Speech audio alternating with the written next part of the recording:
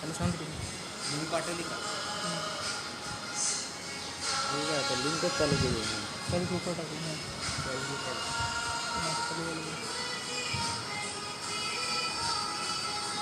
Number जा आता सगळं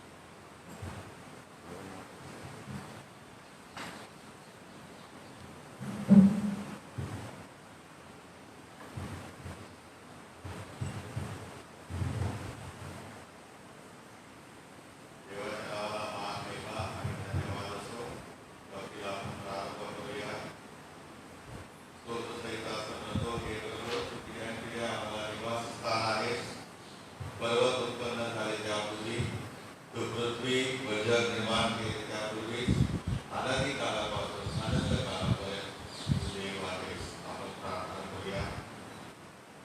स्वर्गीय प्रभू, आम्ही स्तुती करीतो, धन्यवाद देतो. आज या प्रभूची तुझ्या उपासना मंदिरात तुझी स्तुती आणि आराधना करण्यासाठी तू आम्हाला एकत्र आणलेला आहे. प्रभू, आम्ही प्रार्थना करतो आमच्या लोकांद्वारे आणि आमच्या अंतकरणापासून आमची शिक्षा स्तुती करत असताना गौरव करत असताना आम्हाला सहाय्यकर मार्गदर्शन कर. जे प्रवासात आहे त्यांना सद्योग घेऊन जे आम्ही आलेलं आहे त्यांना प्रत्येकाला मार्गदर्शन कर. येशूच्या नावाने आमेन. यावेळेला आपण भक्तीला प्रारंभ करत आहे आणि प्रार्थनेच्या पुस्तकामधून मी वाचन करत आहे. पिता, पुत्र आणि पवित्र आत्मा यांच्या नावाने आमेन. आपण प्रार्थना करू. हे सर्व समर्थ देवा, तुला सर्व करणे एवढी आणि सर्व इच्छा पाहित आहेत. तुझपासून काही गुप्त नाही. आम्ही पूर्णपणे तुझं प्रीती करावी. तो तुझ्या नावाचा महिमा यथार्थ वर्णावा. म्हणून तो आपल्या पवित्र आत्म्याच्या प्रेरणेने आमच्या मनातील विचार शुद्ध कर. आमचा प्रभू ख्रिस्त याच्याद्वारे आमेन.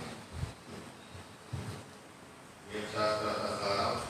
आपला प्रवेश ख्रिस्त म्हणाला, हे इस्रायल आहे, आपला देव परमेश्वर अनन्य परमेश्वर आहे आणि तू आपला देव परमेश्वर याला संपूर्ण अंतःकरणाने, संपूर्ण जीवाने, संपूर्ण मनाने व संपूर्ण शक्तीने प्रीती कर. ही पहिली आणि मोठी आज्ञा आहे.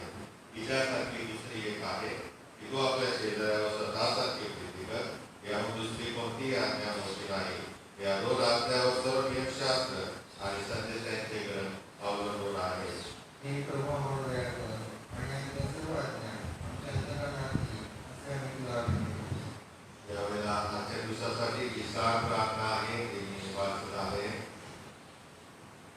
हे सर्व समर्थ देवा, तुझ्या पुत्राच्या आगमनाविषयी घोषणा करण्यासाठी आणि लोकांच्या मनाची तयारी करण्यासाठी तू बाप्तिस्मा करणाऱ्या योहानाला पाठवलेस. त्याचप्रमाणे आजही तुझ्या धर्मसेवकांनी बदलणाऱ्या आमच्या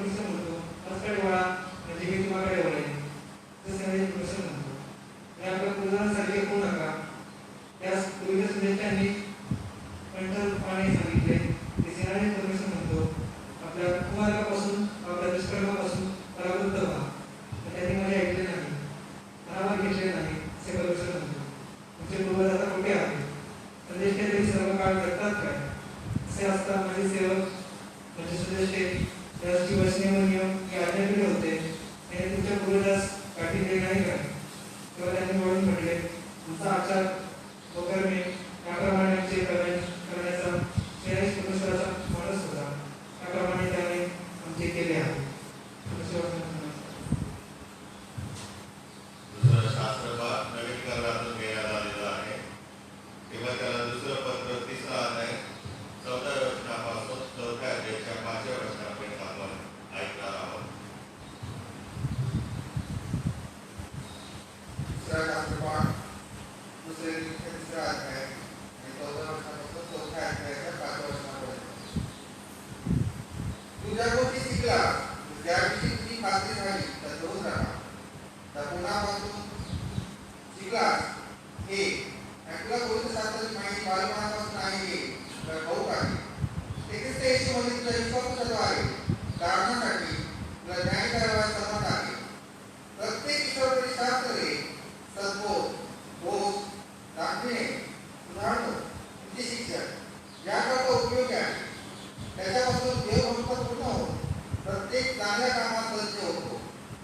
देवासमक्ष आणि जो जिवंतांचा मृतांचा न्याय करेल त्याच्या समक्ष त्याच्या प्रकट होण्याच्या व त्याच्या राज्यात शपथ पाहून मी सांगतो, वचनाची घोषणा कर. सुवेळी अवेळी तयार राहा. सर्व प्रकारच्या सहनशीलतेने व शिक्षणाने दोष दाखव. वाक्य व बोध कर. कारण ते शिक्षण सहन करणार नाही तर त्यांचे कान खाजत असता ते स्वेच्छाचाराने आपणासाठी शिक्षकांची राख घालतील आणि ते सत्य ऐकत नसे होते व कहाण्याकडे वळतील अशी वेळ येईल. तू सर्व गोष्टींविषयी सावध आहेस. तू खातोस, तू वाटकाचे काम कर. तुला चुकलेली सेवा पूर्ण कर. हे दुसरा शास्त्रपाठ आहे. यावेळेला आपण वेगवेगळ्या शुभवर्तमानाचं वाचन करण्यासाठी प्रभू वाचत असतो. शुभवर्तमान संत योहान यांनी लिहिलेल्या शुभवर्तमानातील 5व्या अध्यायात शुभवर्तमान लिहिले आहे आणि त्याच्या 31व्या वचनापासून शुभवर्तमानास प्रारंभ होतो. मी स्वतःविषयी साक्ष दिली तर माझे साक्ष खरी नाही. येशूने म्हटले, माझ्याविषयी साक्ष देणारा दुसरा आहे आणि जी साक्ष तो माझ्याविषयी देतो ती खरी आहे हे मला ठाऊक आहे. तुम्ही योहानाकडे पाहून विचारले व त्याने सत्याविषयी साक्ष दिले आहे. पण मी माणसाची साक्ष मान्य करत नाही. तथापि तुम्हाला दान प्राप्त व्हावे म्हणून मी हे सांगतो. तो जळता व प्रकाश देणारा दिवा होता आणि तुम्ही त्याच्या प्रकाशात काही वेळ हर्ष करण्यास राजी झाला. परंतु माझ्याजवळ जी साक्ष आहे ती योहानाच्या साक्षीपेक्षा मोठी आहे. कारण जी कार्य सिद्धीस नेण्याची मी त्याने माझ्याकडे सोपवली आहे. म्हणजे जी कार्य मी करीतो ती माझ्याविषयी साक्ष देतात की पित्याने मला पाठवले आहे. आणखी ज्या पित्याने मला पाठवले त्यानेच माझ्याविषयी साक्ष दिले आहे. तुम्ही त्याची वाणी कधीही ऐकली नाही व त्याचे स्वरूप पाहिले नाही आणि त्याचे वचन तुम्ही आपल्यामध्ये दृढ राखले नाही.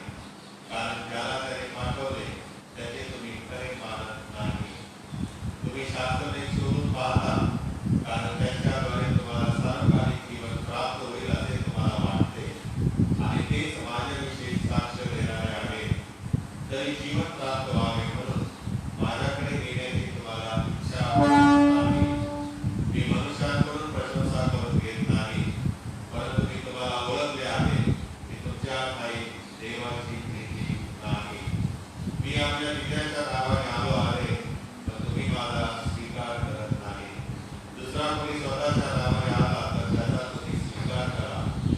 जे तुम्ही एकमेकांकडून प्रशंसा करून घेता आणि जो एकच देव त्याच्याकडून प्रशंसा करून घेण्याची कल्पना करत नाही त्यात तुम्हाला विश्वास ठेवता येणे कसे शक्य आहे. मी पित्यासमोर तुम्हाला दोष लावीन असे समजू नका. ज्याच्यावर तुम्ही आशा ठेवली आहे तो मोशे तुम्हाला दोष लावणार आहे. तुम्ही मोशेवर विश्वास ठेवला असता तर माझ्यावर विश्वास ठेवला असता, कारण त्याने माझ्याविषयी लिहिले आहे. तुम्ही त्याच्या लिखाणावर विश्वास ठेवत नाही तर माझ्या वचनावर विश्वास कसा ठेवा. हे ख्रिस्ताचे शुभवर्तमान आहे. हे ख्रिस्ता तुझी स्तुती असो. उभ्या असताना आपण निश्चितच एकत्र होऊया. सर्व समर्थ एकच देव पिता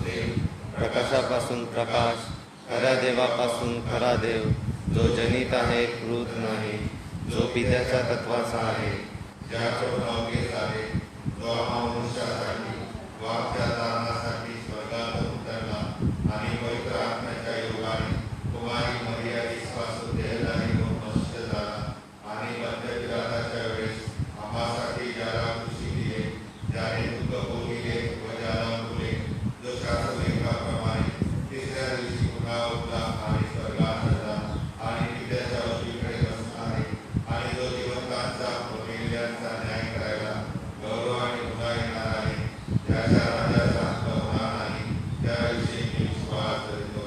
आणि पवित्र आत्मा जो प्रभू व जीवनदाता पिता व पुत्र यापासून जो निघतो व पिता व पुत्र या असेल, ज्याची आराधना व गौरव होते, जो भविष्यवाण्याकडून बोलत असेल, त्याविषयी मी विश्वास करतो. आणि एक पवित्र कॅथलिक व प्रसिद्धी एकमेकांविषयी मी विश्वास करतो. पापांच्या क्षमेसाठी एक बाप्तिस्मा असे मी करीतो आणि मेलेल्यांचे पुनरुत्थान व परलोकीचे जीवन यांची मी प्रतीक्षा करीतो. आमेन.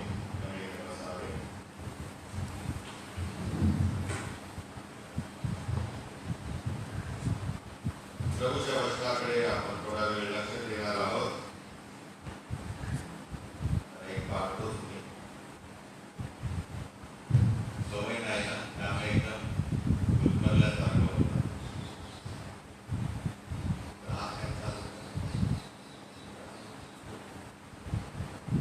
आजच्या वचनाकडे आपण लक्ष देऊया. मरणासाठी जो विषय आहे तो मी तुमच्या समोर वाचत दाखवत आहे. देवाचे वचन आम्हाकडून प्रतिसादाची अपेक्षा करते. आम्ही जे देवाचं वचन ऐकतो, आम्ही जे देवाचं वचन वाचतो, आम्ही जे देवाचं वचन मनन करतो, चिंतन करतो त्यावरती, परंतु त्याला आम्ही प्रतिसाद देणं अपेक्षित आहे. देव या गोष्टीची आम्हाकडून वाट पाहत आहे. आम्ही देवाचं वचन ऐकतो आणि सोडून देतो, प्रशंसा करतो आणि सोडून देतो, सांगणाऱ्याची प्रशंसा करतो, वचनाची प्रशंसा करतो आणि त्याप्रमाणे आम्ही आचरण ठेवत नाही. आणि त्यामुळे 2000 वर्ष होत गेले तरी मंडळांची काही वाढ झालेली नाही. एका मंडळीचे तुकडे करून 2 झाले, 2चे 3 झाले, 4 झाले, परंतु हा जो गुणाकार आहे हा प्रभूला मान्य नाही. अशा प्रकारे अस्तित्वात असलेल्या मंडळीचे तुकडे होऊन ती वाढावी हा काही शास्त्रामध्ये कुठे नियम लावलेला नाही. तर शास्त्रामध्ये याच्या अगदी उलट पाहायला मिळतं. शास्त्रामध्ये आम्ही पाहतो की मंडळ्या कशा वाढलेल्या आहेत. ज्यावेळेला प्रेषित सुवार्ता घेऊन पोहोचले त्यावेळेला ते विधव्यांच्याकडे गेले. प्रथम इस्रायलाकडे गेले, कारण प्रभूचं वचन त्यांना तसं होतं की प्रथम तुम्ही माझ्या आरोग्य मेंढरांकडे जा आणि मग तुम्ही शमरोनात जा, गालिलात जा आणि मग सगळ्या जगाला घोषणा करा. आणि ज्या ज्या ठिकाणी हे गेले ते सगळ्यांनी येशू बद्दलची सुवार्ता ही प्रथमच ऐकली आणि त्यांनी त्या सुवार्तेवर विश्वास ठेवला आणि ते येशूवरती विश्वास बाप्तिस्मा घेणारे असे लोक झाले. आणि ज्यांनी बाप्तिस्मा घेतला ते सगळे एकत्र आले, ज्या ज्या ठिकाणी ते होते त्या ठिकाणी, आणि त्या ठिकाणी त्यांनी मंडळ्या स्थापन केलेल्या आहेत. आणि मग संत पावलांनी ज्या ज्या ठिकाणी मंडळ्या स्थापन केल्या त्या ठिकाणी वडील जो आहे आताच्या भाषेमध्ये लीडर किंवा देवाचा सेवक असा जो प्रभूसाठी सेवेसाठी उत्सुक आहे त्याला त्या मंडळीवर ते नेमलं आणि मग संत पाऊल दुसरीकडे जाऊन सेवा करू लागलेला आहे. अशा प्रकारे वेगवेगळ्या ठिकाणी वेगवेगळ्या प्रकारे मंडळांच्या स्थापना झालेल्या आहेत आणि मग लोक वाढत गेलेले आहेत. सभास्थानामध्ये पेत्र उभा राहिलेला आहे, त्याने सुवार्ता सांगितली, देवाच्या वचनाची घोषणा केली आणि असं म्हटलेलं आहे 500 माणसांपासून सुरुवात झाली. किती? 500 माणसांपासून सुरुवात झाली, मग 500 चे 2000, 3000, 5000 आणि मग मंडळीची संख्या वाढतच गेली, वाढतच गेली. ती आम्हापर्यंत ही सुवार्ता येऊन पोहोचली. आणि या ठिकाणी 82 वर्षापूर्वी एक मंडळी स्थापन झाली. आता या मंडळीमध्ये 82 वर्षापूर्वी देवाच्या वचनाचा अभ्यास केला, प्रभूमध्ये ते प्रौढ झाले आणि बाहेर जाऊन त्यांनी स्वतःची सेवा सुरू केली आणि मंडळ्या स्थापन केल्या. आनंदाची गोष्ट आहे. आणि माझी खात्री आहे की आमच्याच मंडळीचे लोक घेऊन गेले नसावे. तसं जर असेल तर फार आनंदाची गोष्ट आहे. पण जर घेऊन गेले असतील आणि सेवा करून देवाचा गौरव करत असतील तर ती दुःखाची गोष्ट आहे. आणि म्हणून प्रभूने 12 शिष्यांना कामगिरीवर पाठवलं. त्या 12 जणांना 12 लोकांना पाठवलेलं. आणि म्हणूनच सुवार्ता आमच्या भारतापर्यंत आली. किती प्रेषित झाले भारतामध्ये? 12 पैकी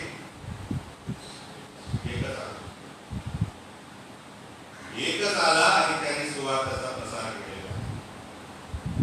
आणि म्हणून देवाच्या वचनावरती जेव्हा आम्ही मनचिंतन करतो त्याचा नीट अभ्यास करावा. प्रभू आपल्या मंडळीकडून काय अपेक्षा करतो याचा नीट अभ्यास करून मग आपण देवाची सेवा जर करावीशी वाटत असेल तर ती करावी. देवाचं जर पाचारण येत असेल तर ते आपण करावं. कारण देवाचं वचन जेव्हा आमच्याकडे येतं तेव्हा ते आमच्या मनात कार्य करतं, नुसती सेवा करण्यासाठी नाही. कारण संत पौल असेही म्हणतो एका ठिकाणी की बहुत शिक्षक होऊ नका.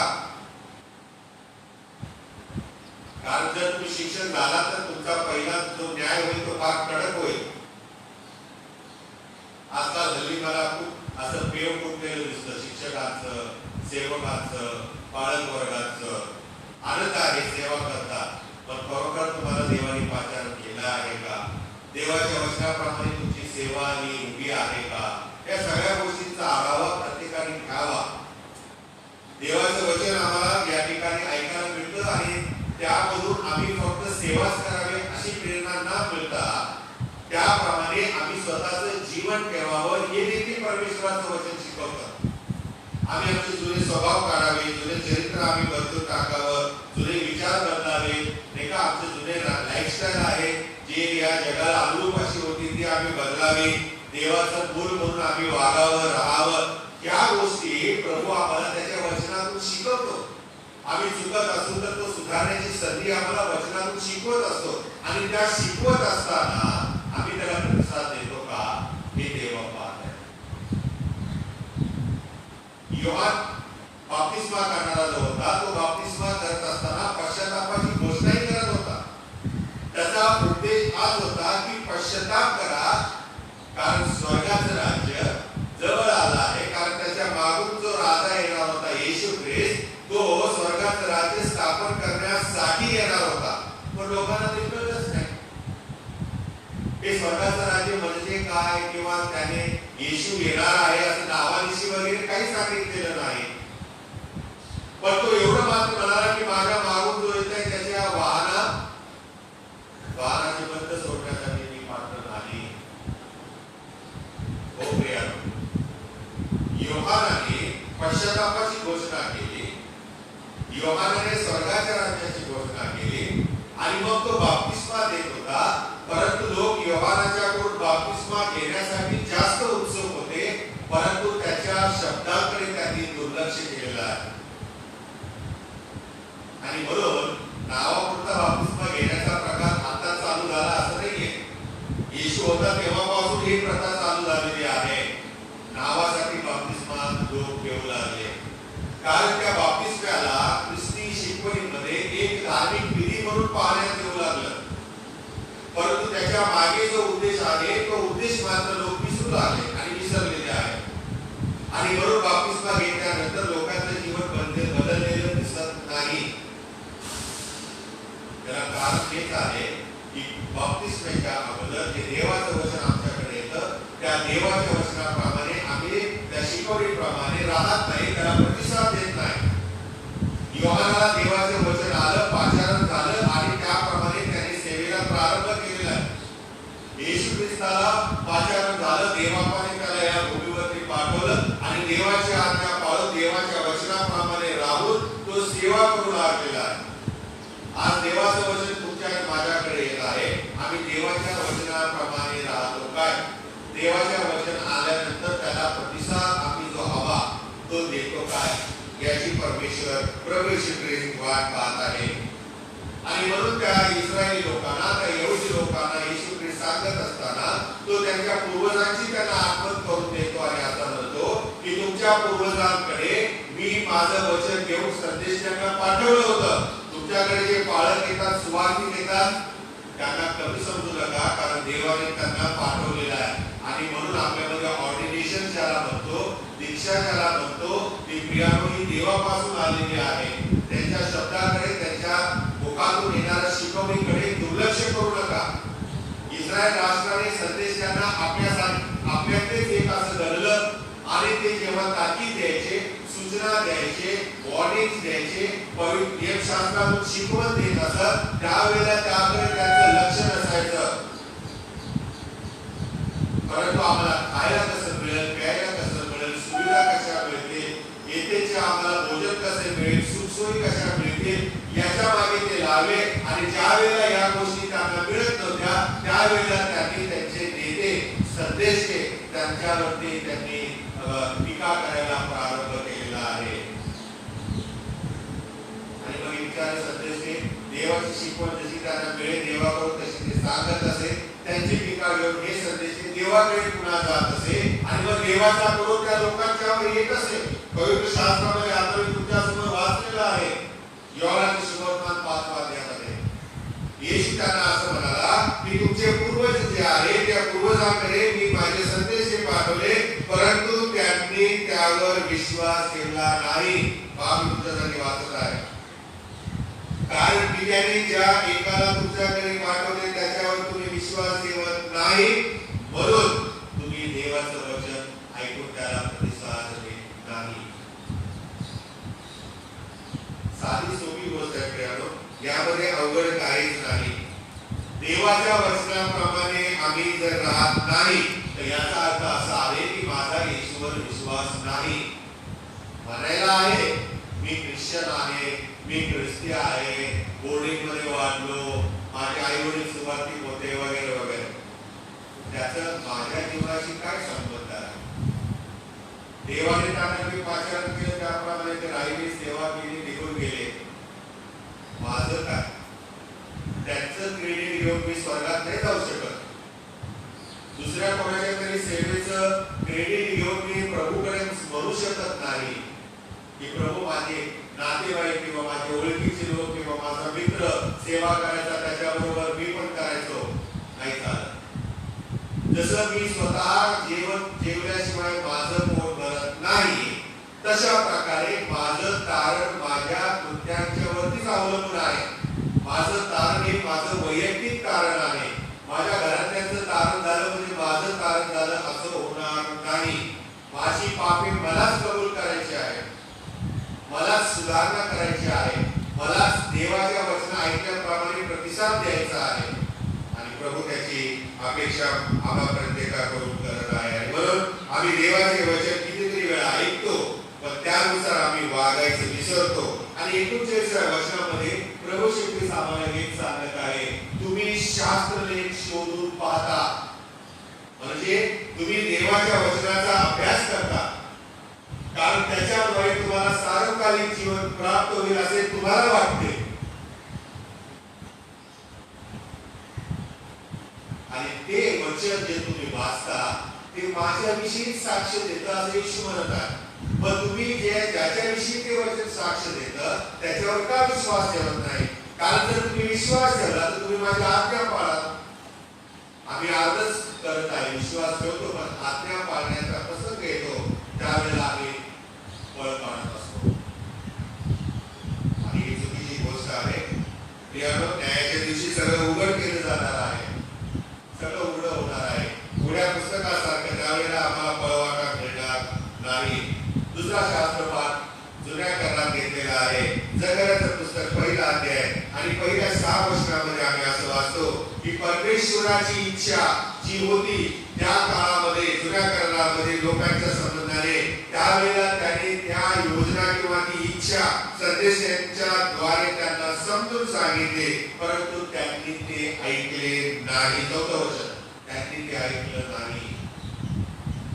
आता ऐकले नाही याच्यामध्ये 2 अर्थ निघतात. एक, श्रवण केलं नाही, कानाने ते ऐकलं नाही, आणि दुसरी गोष्ट तुम्हाला ऐकत नाही, मला आपण म्हणतो ना ते काय, मी सांगितल्याप्रमाणे करत नाही.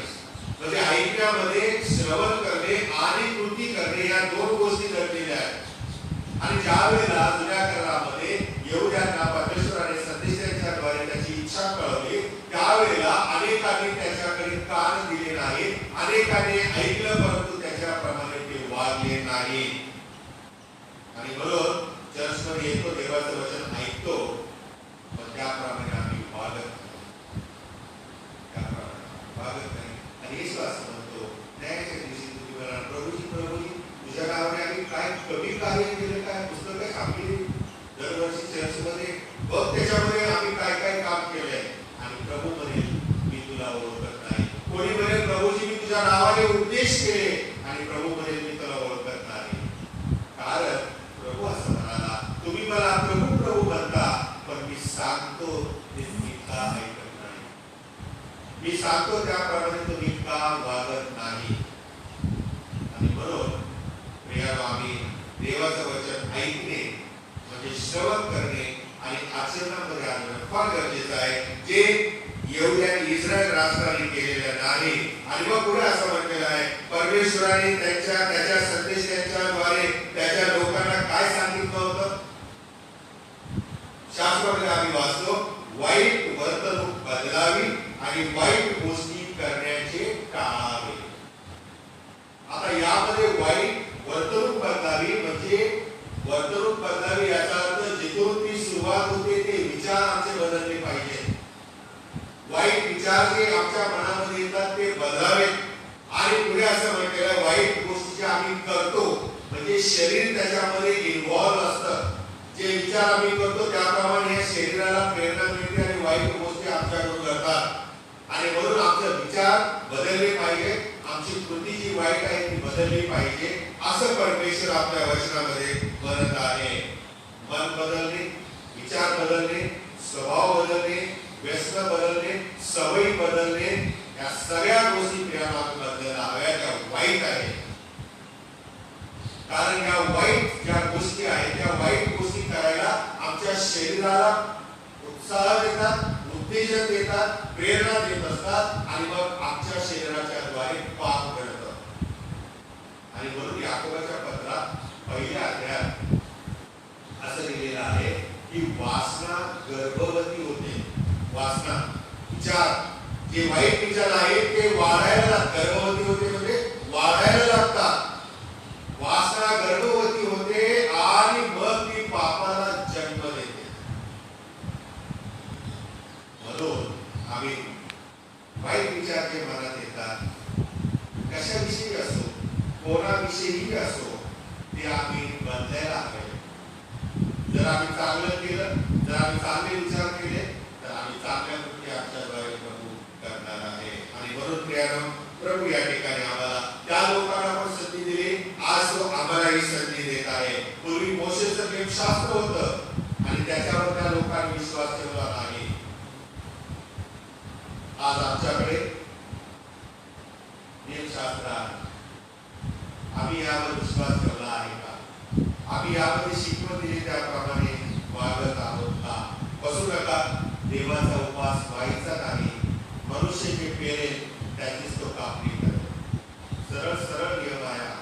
तिथे वशिला चालत नाही, ओळख चालत नाही.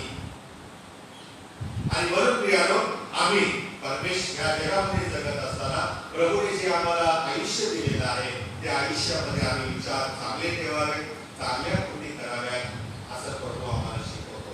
मला जे वाटतं चांगलं ते नव्हे, प्रभूला जे चांगलं वाटतं ते आम्ही कृती केली पाहिजे. तिसरा आहे शास्त्रपाठ किंवा त्याला दुसरं पत्र, तिसरा अध्याय 4व्या वचनापासून आम्ही वाचलेलं आहे की देवाचे वचन कसे आहे हे पाऊलाने तिमोथेला सांगितलेलं आहे. तिमोथी हा तरुण होता, देवाच्या सेवेमध्ये तो आलेला होता. पाऊल जरा वयस्कर होता, त्यामुळे स्वतःच्या अनुभवातून तो काही शिकवण तिमोथेला देत आहे. सेवा करत असताना तू कसा मंडळीमध्ये सेवा केली पाहिजे. आणि त्यावेळेला तो असं म्हणतो, लक्षात ठेव, प्रत्येक शास्त्रलेख, देवाच्या वचनातील प्रत्येक शास्त्रलेख हा देवाच्या प्रेरणेने लिहिलेला आहे. म्हणून देवाने काय लिहिले हे समजून घ्यायचा प्रयत्न करायचा. मला काय आहे हवं हवं आहे ते शोधण्याचा प्रयत्न नाही करायचा. मला जसं वाटतं तसं वचन घडवण्याचा प्रयत्न नाही करायचा. तर देवानं जे लिहिलेलं आहे, त्याच्या मनातले जे विचार आहेत ते त्याच्या प्रेरणेने त्याने लिहिलेलं आहे, हे आम्ही समजून घेतलं पाहिजे. कारण देवाचं वचन सत्य समजण्यास, वाईटाचा निषेध करण्यास, चुका सुधारण्यास आणि योग्य जीवन जगण्याचे मार्गदर्शन करण्यास उपयुक्त आहे. आणि हे तुमच्या आणि माझ्याकडून होऊ नये म्हणून मोबाईल मध्ये आणि टीव्ही मध्ये खूप वेळ घालवण्यासाठी सैतान आम्हाला प्रेरणा देतो. पण शास्त्र वाचायचं मन काय तो आमचं तयार करत नाही. खरं ना, विचार करा ना, किती वेळ आपण शास्त्राचं वचन वाचायला घालवतो. कारण हे सुधारणा देतं मला, की माझी सुधारणा करणारं देवाचं वचन आहे, माझ्या चुका मला दाखवणारे हे वचन आहे. आणि पुढे मी वाचलेलं आहे की योग्य जीवन जगण्यासाठी मार्गदर्शन करणारे हे वचन आहे. मग कशाला सैतान मला हे वाचायला देईल? म्हणून एक ख्रिस्ती नात्याने आम्ही सावध राहिलं पाहिजे. अशी वेळ येत आहे की हे वचन सुद्धा आम्हाला मिळणं कठीण होणार आहे. लक्षात ठेवा प्रियानो, आम्ही दक्षिण कोरियामधील ख्रिस्त नावाचं पुस्तक असेल तुमच्याकडे वाचा परत एकदा. चायनामध्ये काय झालेलं आहे, रशियामध्ये काय चाललेलं आहे, प्रियानो देवाचं वचन वाचणं मना होत आहे. त्याच्यावरती बंदी घालण्यात आलेली आहे. देवाचं वचन छापलं जात नाही, चोरून प्रार्थना केल्या जातात, भूमिगत होऊन प्रार्थना केल्या जातात. आणि जेव्हा सापडले जातात त्यावेळेला बंदुकीच्या दस्तरेखांना ठार मारलं जात आहे. ही वेळ आपल्याकडे यायला आता जास्त उशीर नाहीये प्रियानो. सभोवताली जे चाललेलं आहे ना, गंमत म्हणून बघू नका. एक जागरूक ख्रिस्ती म्हणून या सगळ्या गोष्टींचा आपण अभ्यास केला पाहिजे. आमच्या समोर काय वाढलं जात आहे हे आम्ही ओळखून आपल्या आध्यात्मिक जीवनाची वाटचाल आम्ही करायला हवी. प्रभू येशू ख्रिस्त येण्याचा दिवस अतिशय जवळ आलेला आहे आणि त्याची चिन्ह, काळाची चिन्ह आता तशी होत चाललेली आहे. लढायांच्या अवया तुम्ही ऐकाल असं देवाच्या वचनामध्ये मत्याच्या शुभवर्तमानामध्ये आम्ही वाचतो. 24व्या अध्यायामध्ये टीव्ही चालू केला तर हा देश त्या देशावर, तो देश तिसऱ्या देशावर लढाईच्या प्रियावर धमक्या एकमेकाला देत आहेत. आणि मग टीव्ही वाले आपल्याला सांगितलं तिसरं महायुद्ध केव्हाही होऊ शकतं. हो प्रिया, येशू येण्याबद्दल या गोष्टी घडणं आवश्यक आहे. म्हणून आम्ही देवाच्या वचनाला प्रतिसाद देणं, देवाच्या वचनाचा अभ्यास करणं हे गरजेचं आहे. आणि मग तुम्ही म्हणत असाल की हे देवाचं वचन आम्ही कशाला वाचायला पाहिजे, कशाला ऐकायला पाहिजे, कशाला आम्ही ते बघायला पाहिजे. आणि मग पुढे 17 वचनामध्ये येशूच्या वचनामध्ये लिहिलेलं आहे की याद्वारे देवाचा मनुष्य प्रवीण होऊन, देवाचा मनुष्य हुशार होऊन, पारंगत होऊन, असं म्हटलेलं आहे की प्रत्येक चांगल्या कामासाठी सज्ज व्हावा. मगाशी आपण ऐकलं देवाचं वचन ऐकावं आणि कृती करावी चांगली, आणि चांगली कृती करण्यासाठी देवाचं वचन आपल्याकडे प्रभूने दिलेलं आहे. आणि म्हणून प्रियानो, देवाच्या आणि या जगातील चांगल्या कामांसाठी आम्ही देवाचं वचन वाचावं हे प्रभू आम्हाला शिकवलं आहे. तर आम्ही प्रतिसाद द्यावा. म्हणून स्तोत्र करता 119 आणि 105व्या वचनामध्ये असं म्हणतो की तुझे वचन माझ्या पावलाकरता दिवा आणि माझ्या मार्गावर प्रकाश. वाचाल तर पडणार नाही, वाचाल तर अडकणार नाही, वाचाल तर वाचले जाऊ. प्रभू तुम्हाला देवाच्या वचनाचा मदत करू, त्याला प्रतिसाद देण्यासाठी सहाय्य करू. आपण प्रार्थना करू. प्रभू आम्ही स्तुती करतो, तुझ्या नावाला मान, महिमा आणि धन्यवाद देतो. आज प्रभू देव बाप्पा, तू आम्हाला तुझ्या वचनातून मार्गदर्शन केलेलं आहे. प्रभू आम्ही प्रार्थना करतो, तुझं वचन आम्हाकडे आलेलं असताना ते ऐकून त्यावर मनन चिंतन करून प्रभू आम्ही त्याप्रमाणे आचरण करावे, तुझ्या वचनाला आम्ही प्रतिसाद द्यावा असं होते. कारण आमचा महान प्रभू येशू ख्रिस्त याच्याद्वारे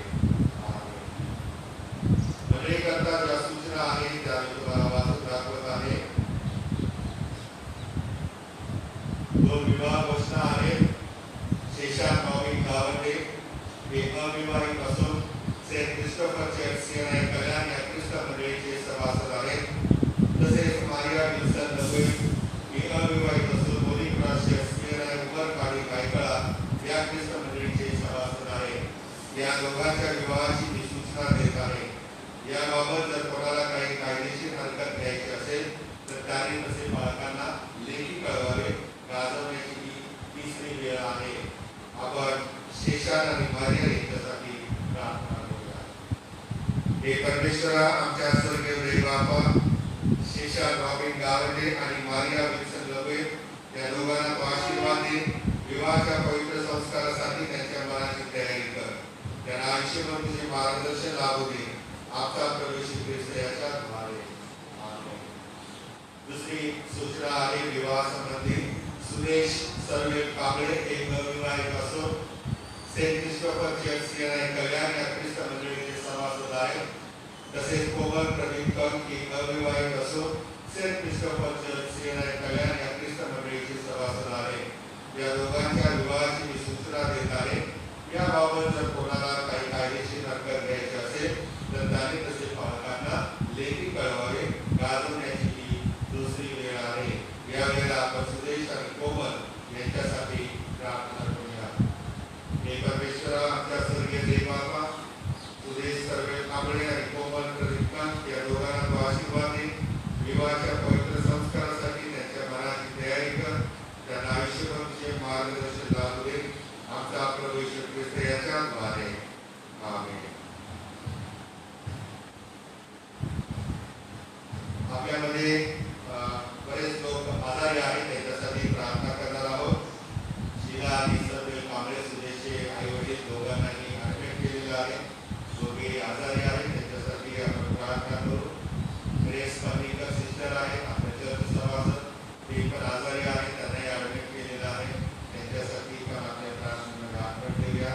दया भाऊजी व्हॉट्सअप ग्रुपवरती तुम्ही वाचलं असेल, त्या सुद्धा आपल्या सभासद आहेत, त्यांच्यासाठी आपण प्रार्थना करूया. त्याप्रमाणे राजेशभाई कलकाठी आहे, त्यांना पण थोडं आरोग्य द्यावं, त्यासाठी आपण प्रार्थना करूया. मुंबई या ठिकाणच्या आपले सभासद वैशाली गायकवाड त्या आजारी आहेत, त्यांच्यासाठी आपण प्रार्थना करू. त्याचप्रमाणे सँड्रा फर्नांडिस याही बहिणीसाठी आपण आपल्या प्रार्थनेमध्ये हात जोडणार आहोत. मुखजन्म प्रार्थना करून सूचना आलेली आहे. गेल्या वर्षी आपण जॉय ऑफ क्रिसमस म्हणून जवळजवळ 4,000 रुपये प्रत्येकी दिलं होतं. हे त्या लोकांना आपण करतो ज्यांना अन्न पाण्याची समस्या आहे, ज्यांना वस्त्राची समस्या आहे, जे मिशनरी आहेत, ज्यांना पैसे अपुरे पडतात स्वतःचं घर चालवण्यासाठी, त्यांना या नाताळच्या समयामध्ये आनंद प्राप्त व्हावा यासाठी जॉय ऑफ क्रिसमस म्हणून एक नवीन योजना गेल्या वर्षापासून मुख्यजन्म प्रांताचे बिशप माटवळे साहेब यांनी सुरुवात केलेली आहे आणि त्याला भरघोस प्रतिसाद मंडळात देत आहे. यावर्षी पण त्यांनी ते सर्क्युलर आपल्याला पाठवलेलं आहे आणि यावेळी जॉय ऑफ क्रिसमस या बॅगेची किंमत आहे 3,500 रुपये आणि माझी खात्री आहे की तुम्ही जेव्हा दान द्याल खजिनदार यांच्याकडे त्यावेळेला जॉय ऑफ क्रिसमस नावाने चेक द्यावा किंवा पैसे त्याप्रमाणे तुम्ही त्यांना द्यावे, म्हणजे ते पैसे आम्हाला लवकरात लवकर धर्मप्रांताकडे सुपूर्द करता येतील. यावेळेला आपण प्रार्थनेमध्ये जाऊया. मदतीची प्रार्थना करू. देश राष्ट्र यामध्ये शांतता न्याय्य प्रस्थापित व्हावं आणि आपल्यामध्ये जे आजार आहेत त्याच्यासाठी आपण प्रार्थना करू.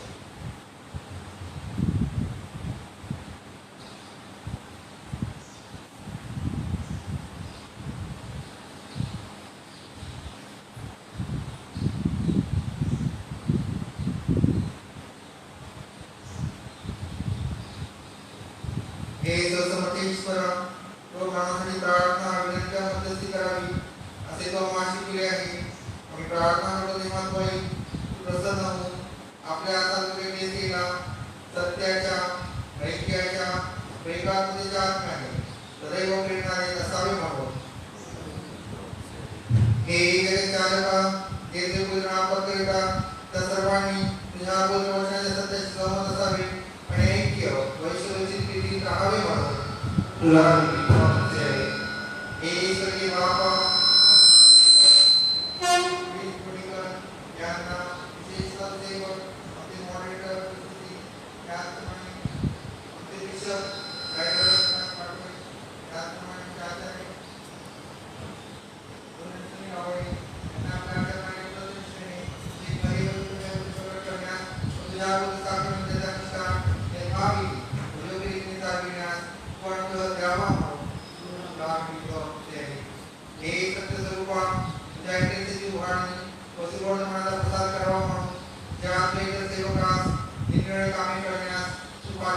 आहेस त्यांना आशीर्वाद द्यावा आणि सर्वत्र तुझ्या सत्याच्या ज्ञानाने भरले जावे म्हणून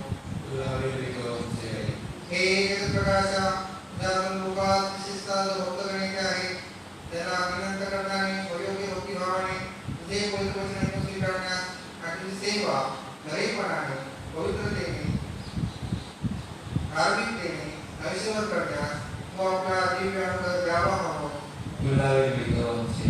हे जननायका सर्व राष्ट्रांना नीतिमत्तेच्या व शांततेच्या मार्गाने चालेल आणि त्यांचे राज्य करते विशेष करून आमचे राष्ट्रपती पंतप्रधान राज्यपाल व त्यांच्या आधिपत्याखालील सर्व अधिकारी तसे मार्गदर्शन कर की तुझ्या लोकांस त्यांनी न्यायाने व शांततेने वाढवावे म्हणून हे प्रभू तुझ्या दिव्य आशीर्वादाने टंचाई व दुष्काळापासून बचाव व्हावा उमेद उत्पन्न हंगामानुसार कृतज्ञता करणारे अनुभव भोगावे म्हणून हे दयाना येण्याच्या आयुष्यात जे कोणी क्लेश शोक अडचण दुखणे आता दुसरी कोणती विपत्ती पीडित असतील विशेषतः आमचे सर्व सभासद ज्यांची नावे पुढे त्या वेदीवर केलेली आहे त्या सर्वांना बाबा त्या वेदीत प्रार्थना करीत आहोत त्या सर्वांनी शांत होतं बाबा आरोग्य दे विशेष करून बाबा त्या सर्वांचा गौरव करावा असे त्या सर्वांना आरोग्य दे त्या सर्वांचे त्यांचे नागरिक आम्हाला ठाऊक नाही त्या सर्वांचे शांतपणे सहाय्य करावे म्हणून हे मृत्युंजय प्रभू तुझ्या सेवकासह आम्हाला तुझ्या पुत्राच्या दुःख सहनाचे अत्यर्थ प्राप्त व्हावे म्हणून हे संत भूषणा तुझ्या संतांच्या चांगल्या करावे व त्यांच्यासह तुझ्या कमी राज्याचे सहभागी व्हावे असा अनुग्रह व आम्हाला द्यावा म्हणून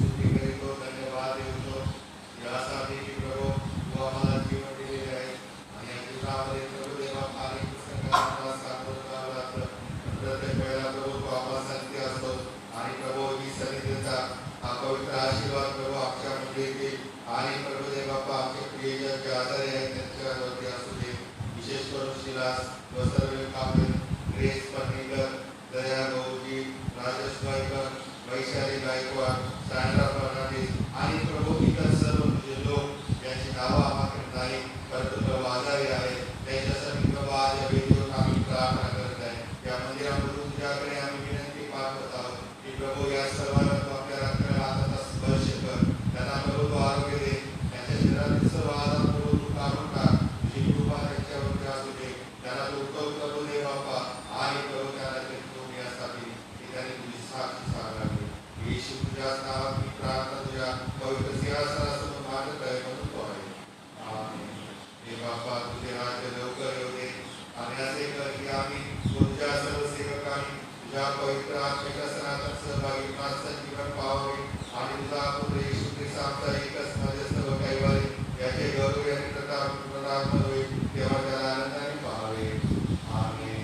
हे प्रभू येशू ये यावेळेला आपण गीत गाऊया आणि गीत गात असताना आपण आपली आनंदाने प्रभूच्या मंदिरात अर्पण करूया आणि गांधी वाले या गाण्याचा तो आपण ऐकत असताना प्रभूच्या अर्पण करूया गीत क्रमांक 75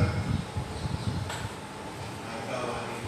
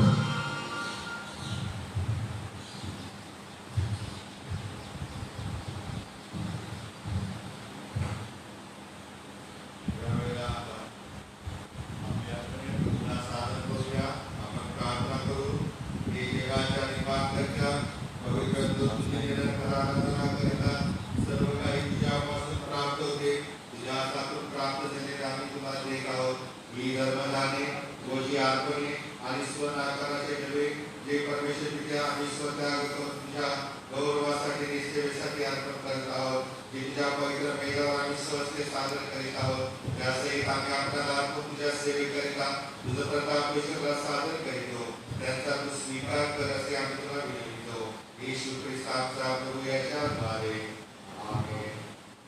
यावेळेला प्रभूने शिकवलेली प्रार्थना आपण म्हणूया. हे आमच्या स्वर्गातील बाप्पा, तुझे नाम पवित्र मानले जाओ, तुझे राज्य येवो, जसे स्वर्गात तसे पृथ्वीवरही तुझ्या इच्छेप्रमाणे हो.